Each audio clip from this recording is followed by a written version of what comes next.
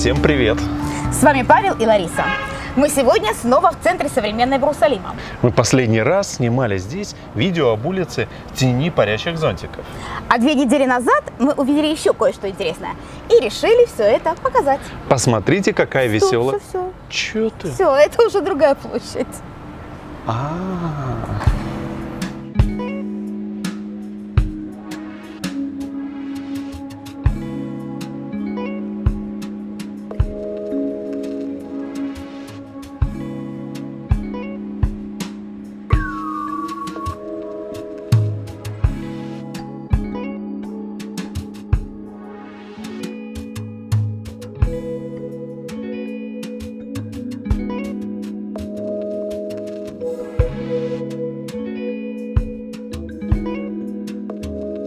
Посмотрите, какая веселенькая площадь. Да какая она уж. разноцветная и радостная. Тебе Веселенькая? нравится? Да, она очень мне нравится, она еще и музыкальненькая.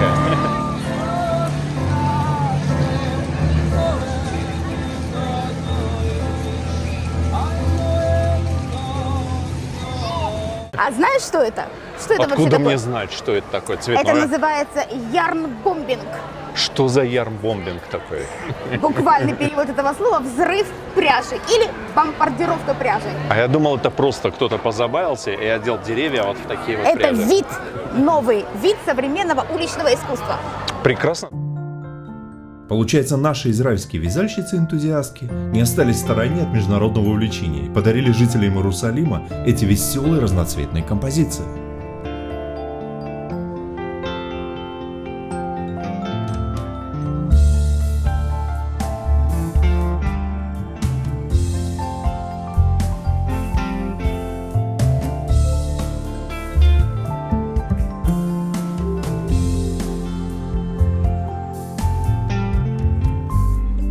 Итак, это новый вид современного городского уличного искусства и распространен он по всему миру. Наверняка среди наших зрителей найдутся такие, кто уже видел нечто подобное. Такое было и в Киеве, и в Москве, и в других городах. Это уличные вязаные граффити. Давайте подойдем поближе. Самый распространенный объект уличных вязаных граффити – это деревья. Мне очень нравятся эти огромные апельсины на ветках платана.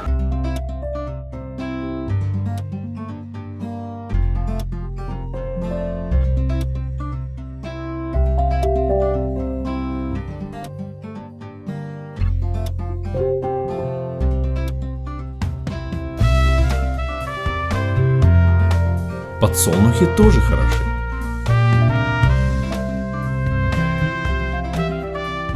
А еще можно украшать скамейки. Да что угодно можно украшать. Обвязывают и скульптуры, и фасады домов, автобусы. Любой предмет может стать объектом творчества. Это уникальное творчество без каких бы то ни было правил. Такое необычное, такое теплое и яркое. А что, этот вид искусства так уж популярен?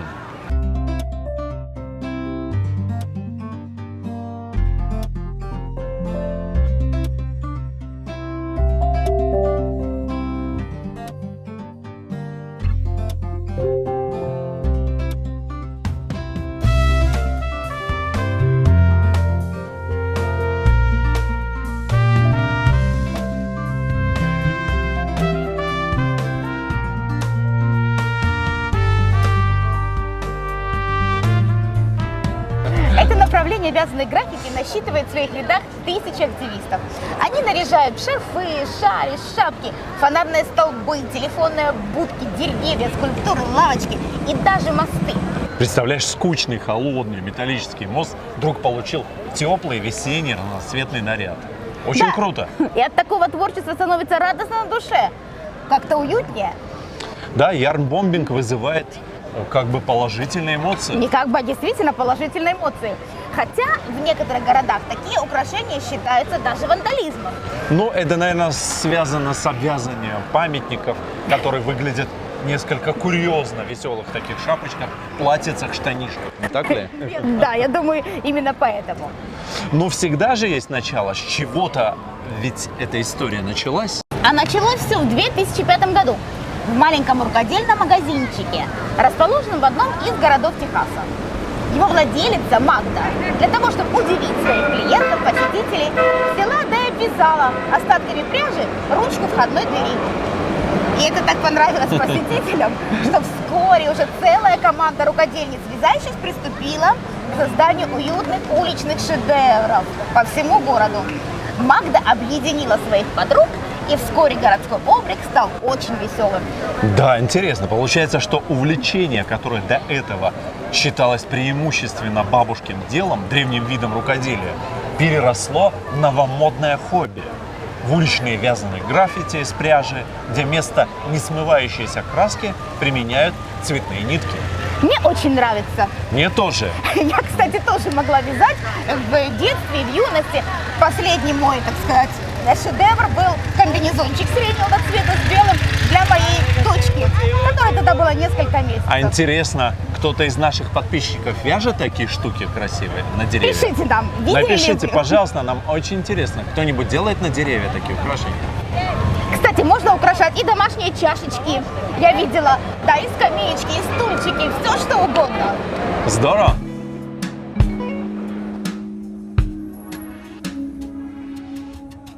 А вот и скамейка из такой удивительной разноцветной пряжи.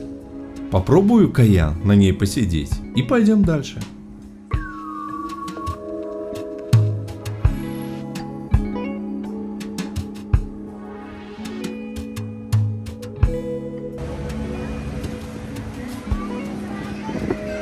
Ну что ж, на площади Сиона мы сказали уже все, что хотели, и пойдем дальше.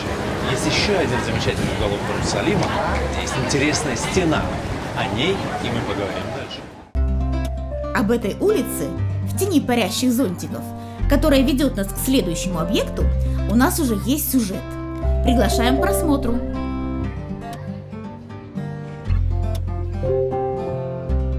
А в этом граффити художник показал самый настоящий разноцветный Иерусалим.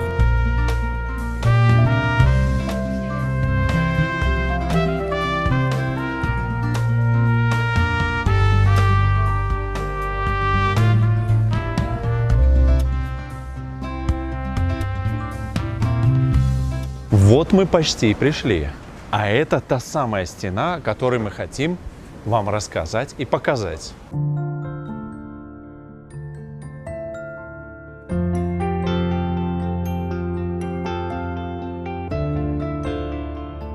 Эти картины написаны не на стене, а на полотнах, и не в Израиле, а во Франции. На них и прошлое, и настоящее, исторические личности, яркие уличные фестивали и археологические древности. Много чего можно увидеть, задержавшись ненадолго перед этими работами художника.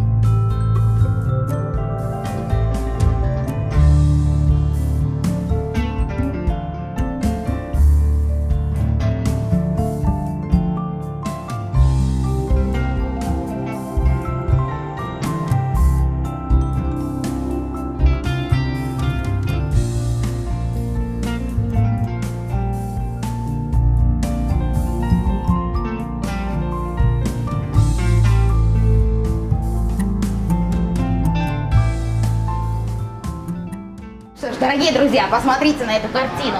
На ней сам знаменитый мэр Иерусалима Тедди Коллек приглашает всех желающих посидеть на этой скамейке. Ну как же не посидеть? Мы тоже посидим. А кого ты узнаешь, Павел, здесь? Я узнаю, например, вот Зеев Жаботинский. Зеев Жаботинский. Или, как в российской традиции, Владимир Жаботинский, Владимир, да, да. наверное, все-таки? Голда Меир. Голда Меир, знаменитый премьер-министр Израиля. Сейчас мы расскажем немного.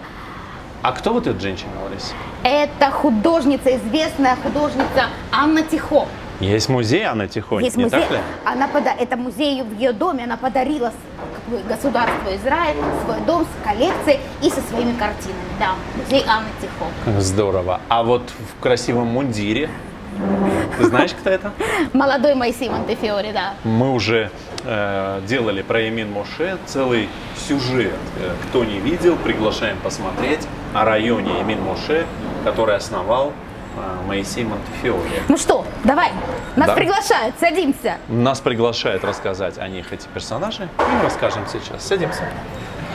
В Иерусалиме какое-то время назад осуществлялся проект по инициативе Министерства по туризму под названием «Фрески Иерусалима». Вот эта работа, 10-я по счету в рамках этого проекта. Сюжет картины – это как бы рассказ города о его прошлом и настоящем, древности и современности, археологии и современной архитектуры. На этой картине изображены портреты исторических персонажей, которые знакомы практически каждому израильтянину. Мы узнали знаменитую Голду Меир, потрясающая женщина с сильной волей, непреклонным характером, в особенности, когда дело касалось государства. Она сделала в Израиле головокружительную карьеру. Вот она. Да, прямо над нами. Она была министром труда и социального обеспечения, министром иностранных дел, министром внутренних дел, но к карьере не стремилась. Скорее, она была одержима идеей развития государства Израиль. Знаете, ее называли единственным мужчиной в правительстве. Еще в 1948 году она в числе 200 приглашенных известнейших людей участвовала на церемонии провозглашения государства Израиль. И была единственной женщиной из 24 человек, которые подписали Декларацию независимости Израиля. Она единственная женщина, глава правительства Израиля. И на тот момент, когда она стала премьер-министром, это было в 1969 году, она была третья в мире женщина, глава государства. А вот вам факт, который мог бы служить примером, но никому сейчас наверняка в голову не придет так поступать. Построив 30 тысяч единиц жилья на должности министра труда и соцобеспечения, она проживала в комнате на чердаке. И ей принадлежат цитаты о том, как построить страну, куда бы возвращались ее сыновья и дочери, откуда хотели бы уезжать только в период отпусков, страну, в которой не будет страха за будущее. Надо сделать лишь 3 вещи.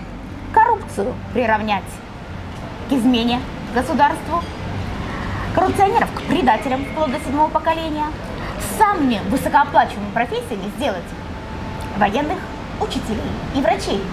И самое главное... Работать, работать и работать на благо своей страны. Да, потому что кроме вас самих никто не защитит, не накормит страну, и кроме вас самих она никому не нужна. Вот эти слова принадлежали ей.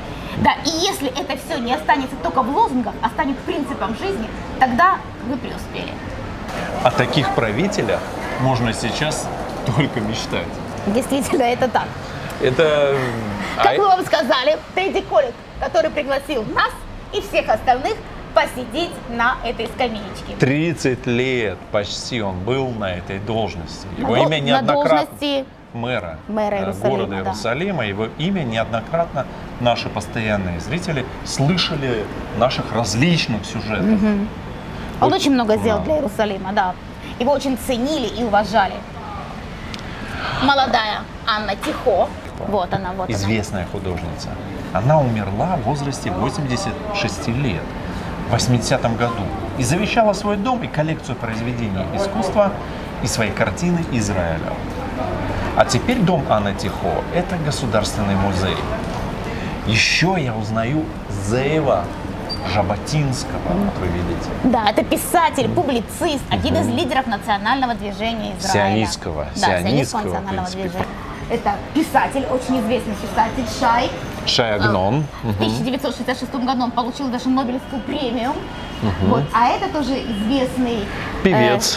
Певец, да, Йоси Банай. исполнитель Да. Йоси Банай. Вот в такой вот компании, Шикарной просто компании мы да, находимся сегодня с исторических вами. известных очень лиц мы сейчас вот здесь находимся. Иерусалимские зарисовки сделали. Да, так интересно. Вот и подошла к концу наша прогулка. Но прежде чем мы попрощаемся с вами, хотелось бы кое-что объяснить. Мы поняли, что далеко не все из наших зрителей знают, как пользоваться каналом YouTube. Итак, как же находить и другие наши сюжеты? Буквально в нескольких фразах мы уложим то, что многим необходимо. Если вам прислали видео в приложении WhatsApp, то открывайте его через линк. Да, не нажимая на треугольничек в середине, а через линк. А Это- что такое линк? Это голубая надпись под картинкой. И нажав этот линк, вы попадаете сразу на канал в YouTube. И под окном с видео в YouTube есть название канала и значок. Кругленький такой значок, где написано «Израиль с Павлом и Ларисой». Нажимаете на значок или на название и попадаете на главную нашу страницу с подразделами. Видео, плейлисты о нас. И там вы найдете, вот в разделе, например, видео, все наши фильмы. А если вам интересны тематические подразделы, то есть плейлисты, там, допустим, «Святая земля» и «Библия», «Израиль», «Вдохновение Иерусалима» и так далее. Там уже по тематике Галилея и прочее. Да, разложены все эти разложены видео. все. Музыкальная группа, там, West and East.